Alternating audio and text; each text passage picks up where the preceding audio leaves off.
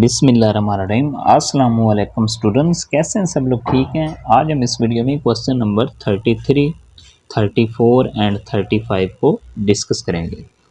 तो देखें जी, question number 33, prove that if a square plus b c is not equal to 0 then the graph of f of x is equal to a x plus b over c x minus a is symmetric about the line y is equal to x. तो students हमें given है a square plus b c is not equal to 0, ये चीज़ हमें given है और हमने prove करना है कि ये जो फंक्शन है ना, इस फंक्शन का जो ग्राफ है वो सिमेट्रिक है about the line y is equal to x.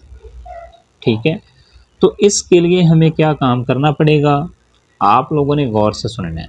देखें, आप लोगों ने साबित करना है कि ये जो फंक्शन है ना, ये सेल्फ इन्वर्स फंक्शन है। मीन के ऐसा फंक्शन जो अपने आप का खुद इन्वर्स होता है। ठीक है ना। अगर हम ये साबित करने में कामयाब हो गए तो हम कह सकते हैं कि ये जो फंक्शन है इसका जो ग्राफ बनता है वो सिमेट्रिक है about the line y is equal to x. ठीक है, तो देखें जी, क्वेश्चन नंबर 33 देखें, ये फंक्शन है जो हमें गिवन है। ठीक है, और ये हमारे पास है क्वेश्चन के अंदर जो कंडीशन गिवन थी ना, वो ये वाली है, a square plus b c is not equal to 0। ठीक है, ये क्वेश्चन के अंदर हमें गिवन है। तो हमने क्या काम करना है स्टूडेंट्स, हमने साबित ये करना है कि ये फंक्शन सेल्फ इन्वर्स फंक्शन है।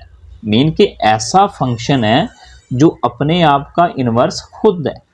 तो आप लोगों ने क्या काम करना है, आप लोगों ने इस फंक्शन का इन्वर्स फाइंड करना है। तो इन्वर्स फाइंड करने के लिए आप ना लेट कर लेंगे कि ये जो फंक्शन है ना, ये y के इक्वल है।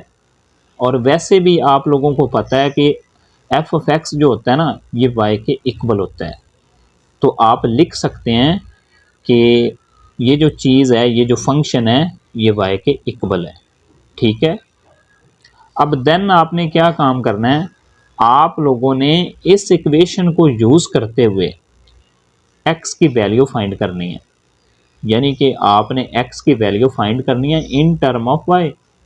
तो देखें जी, आप इस इक्वेशन को यूज़ करके ये वाली इक्वेशन बना सकते हैं।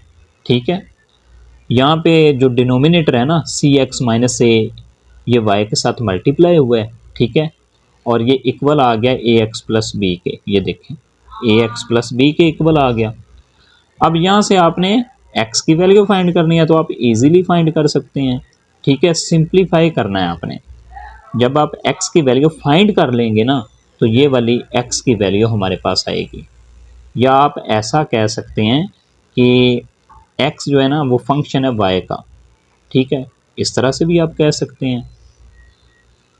ठीक है ना।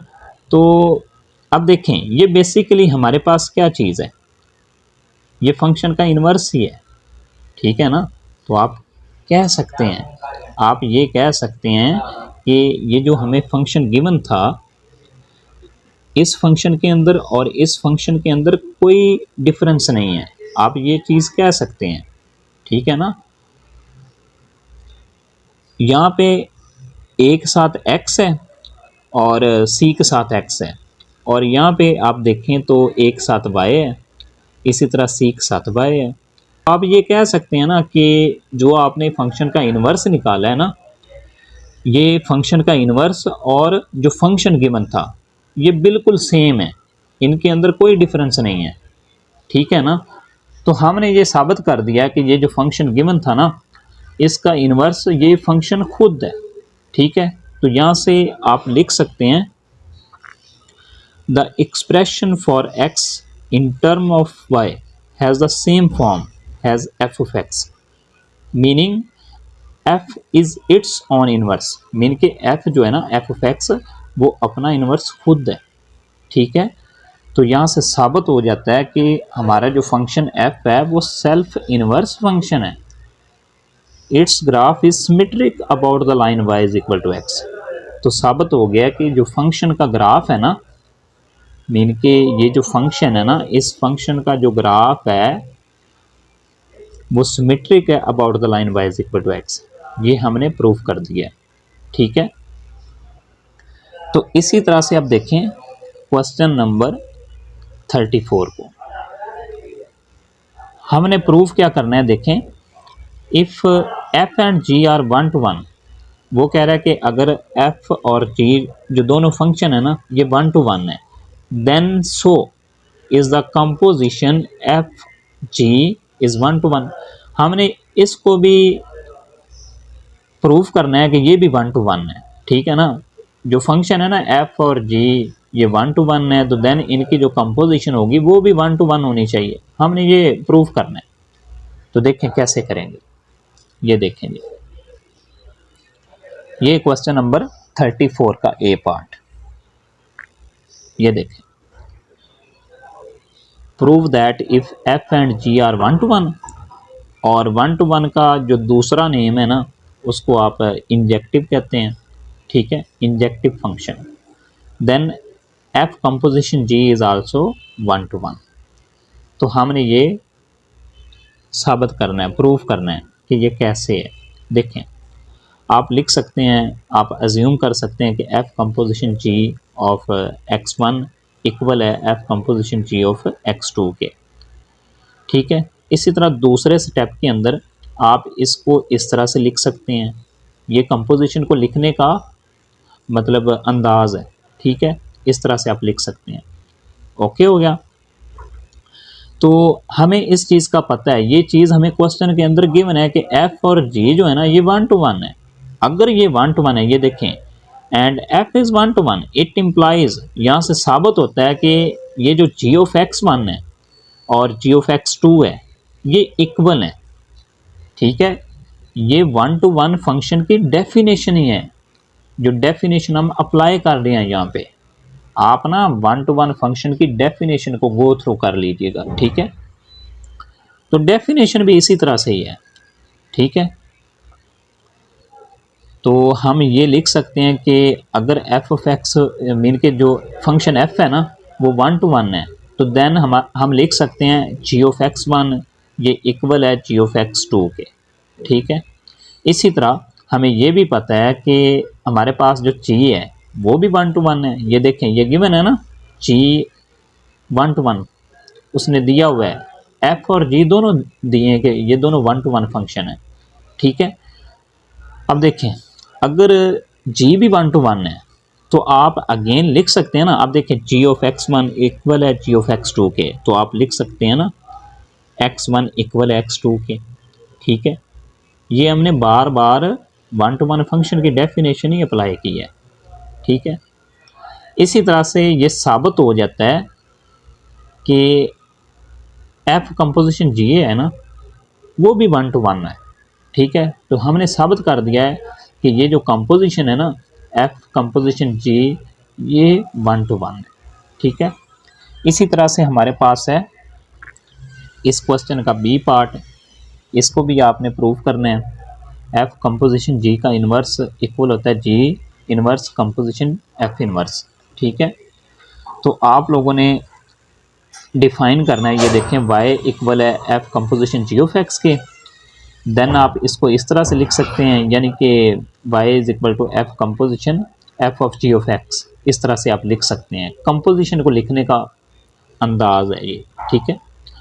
इसी तरह से आप अप्लाई करेंगे कि जी इनवर्स जो है ना वो क्या चीज़ है। देखें, we get g inverse of y is equal है एफ ऑफ एक्स के, ठीक है। इसी तरह एफ इनवर्स ये भी आपने अप्लाई करना है, we get x is equal to f inverse.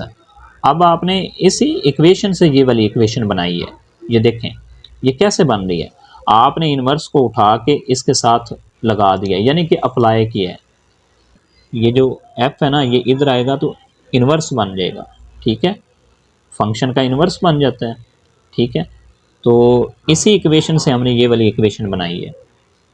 तो यहाँ से साबित हो जाएगा एफ कंपोजिशन जी का जो इन्वर्स है वो इक्वल होता है जी इन्वर्स कंपोजिशन एफ इन्वर्स के, ठीक है।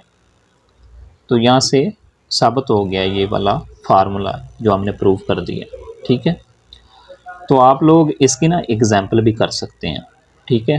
आप दो फंक्शन लें, उनकी कंपोजिशन फाइंड करें, देन फिर उनका इन्वर्स फाइंड करें। ठीक है, तो इसकी आप ना एग्जाम्पल ईजीली कर सकते हैं। ठीक है, इस रिज़ल्ट को आप बाकायदा प्रैक्टिकली मेन के समझ भी सकते हैं। ठीक है, इसी तरह से हमारे पास क्वेश्चन नंबर 35 देखें। Prove that one to one function f can not have two different inverses. हमने साबित करना है कि अगर एक फंक्शन वन टू वन है उसके दो इन्वर्स नहीं हो सकते। हमने ये साबित करना है, हमने प्रूव करना है कि उसका इन्वर्स यूनिक होता है, यानी कि अगर फंक्शन वन टू वन है तो उसका इन्वर्स जो है ना वो यूनिक होगा, उसके लिए दो इन्वर्स फंक्शन एग्जिस्ट नहीं करेंगे। ठीक है, तो देखें, अज्यूम हमने कर लिया है कि f हैज़ टू इन्वर्सेस। हमने अज्यूम ये किया है कि f के दो इन्वर्सेस हैं, यानी कि इस फंक्शन के ना दो इन्वर्स फंक्शन है, एक इन्वर्स फंक्शन g है, एक h है। अगर ये इन्वर्स फंक्शन हैं तो इनकी कंपोजिशन तो x के इक्वल आएगी, जो हमने सपोज किया है ऊपर, यानी कि आइडेंटिटी फंक्शन आएगा ना अगर ये एक दूसरे के इन्वर्स फंक्शन है तो। ठीक है, तो ये देखें, मैंने यूपर बताया ना कि ये इस फंक्शन के इन्वर्सेस हैं, तो इस वजह से ये रिजल्ट आया है।